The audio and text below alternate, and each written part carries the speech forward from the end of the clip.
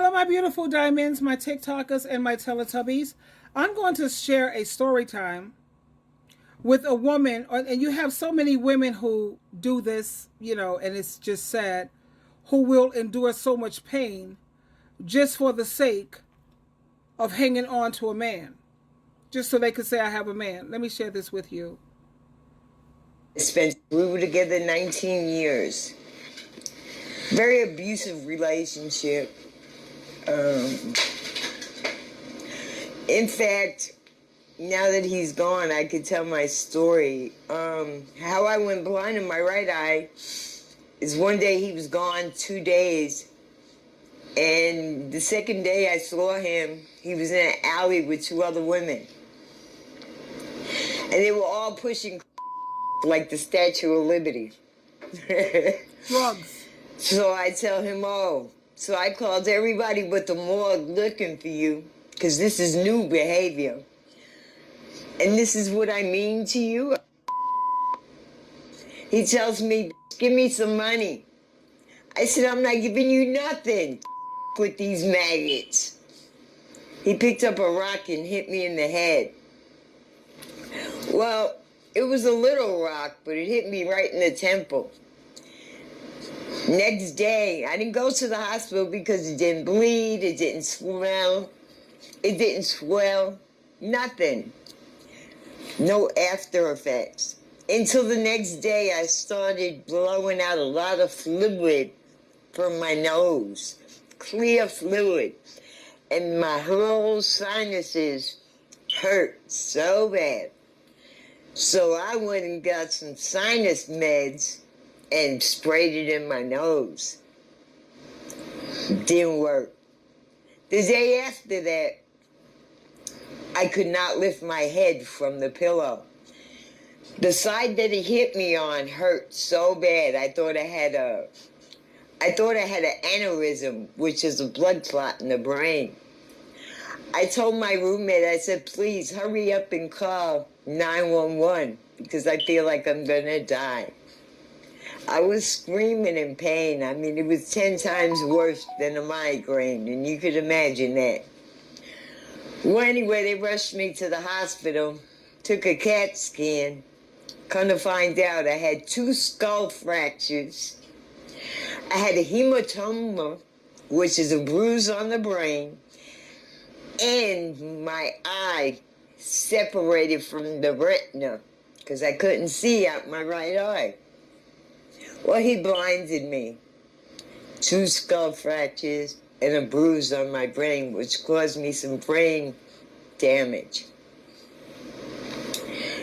The eye got infected, so now it kind of looks like a monster. He messed up my whole... I mean, if you see pictures, like in that picture right there, compared to now, it's a big disfigurement of my whole face. Now, I'm barely seeing out of my other eye. Why is that? Well, at first I thought it was because of my right eye going back, because it has nothing to hold the eyeball. So the eyeball's going back towards the brain. They're going to do surgery on that and remove it and give me a prosthetic. But little did I know that I had glaucoma, and it's in a progressing state right now where all I see is shadows. I don't see faces. I don't see the sidewalk. I don't see anything in my apartment, but I know my apartment and I know my way around really good. And it's just too dangerous for me to go outdoors by myself. Do you have any family in the area? Don't you have I have no family. I have a daughter out here that lives a block away. But right now she's dealing with her own issues. And once again, I gave up all my kids for adoption. Yeah. When they was babies, because I wanted them to have a chance in life. I didn't want to bring them into the lifestyle I was in. Not that I didn't love them. I loved them enough to give them up to have a chance. Yeah. And that hurts me, but they thank me. We were together 19 years. Wow, 19 years. Just so you could say you have a man, put up with all that abuse. And I'm glad that she was wise enough and loving enough to give her children over to someone else who can do better. You know, that's a loving thing. And then she has glaucoma. As you know, I have glaucoma too, but I had surgery. She's spending her money on drugs, obviously, instead of taking care of herself. I had surgery on my eyes, and I take my eye drops to keep the pressure in my eyes down. I just went recently to my eye doctor, and my eyes are beautiful. There's no damage. It's not progressing. It's just like total remission, if you will, because I take care of myself. You know, I have what is this, diabetes? I'm putting that in remission, baby. I don't play when it comes to my endocrinologist and my eye doctor. No. I have beautiful eyes, and I want to keep them that way. But like you hear here, this person beat her so bad until she lost one of her eyes. It's like a slit socket, if you will. And she's just like caught out there in terms of mind-altering substances and can't seem to let it go. You don't never let no man drag you down. That's one thing my mother taught me too. She says, Sheila, let me tell you something. A lady has always got to conduct herself as a lady, because a man could do anything. And when he wakes up in the morning, they would say, good morning, sir. Good morning, mister. Good morning, you know, giving him respect. But let a woman go out there and get crazy and get loose, and they look at her like she's nothing but trash.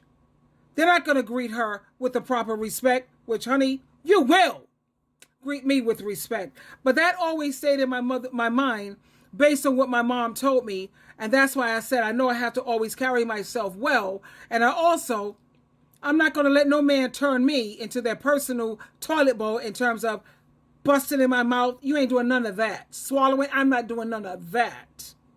That's why they have condoms for oral, whatever the hell. I can get freaky, but you'll never make a pig out of SheilaTruelove. And that came from my upbringing with my mom. In terms of me allowing a man put his hands on me, yeah, that happened with my second husband. Guess who ended up in the hospital? It wasn't me. Was that a lesson learned for him? Did it ever happen again? No. Because do I think I can whip a man? No. A man is always physically stronger than a woman. At the same time, you got to show him, put your hand on me and I'm going to raise up. I have the right to at least try to protect myself. I may not win, but I'm not going to make it easy for you.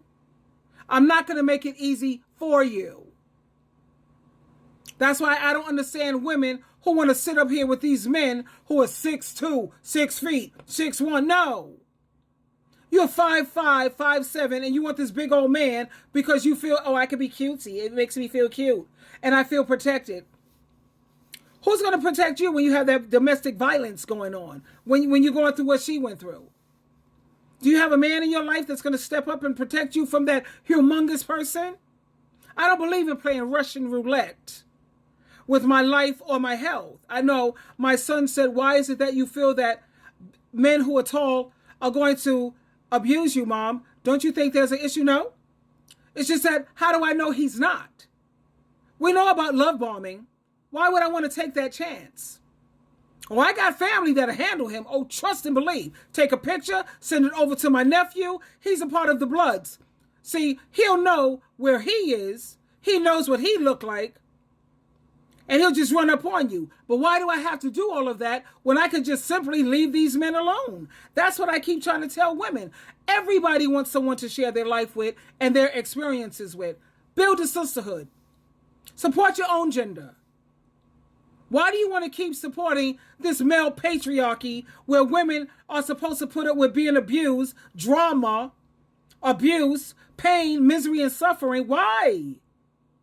So it's hard for me to feel compassion or empathy for women who keep signing up for this and then they want to act like they're a victim. You're not a victim, baby.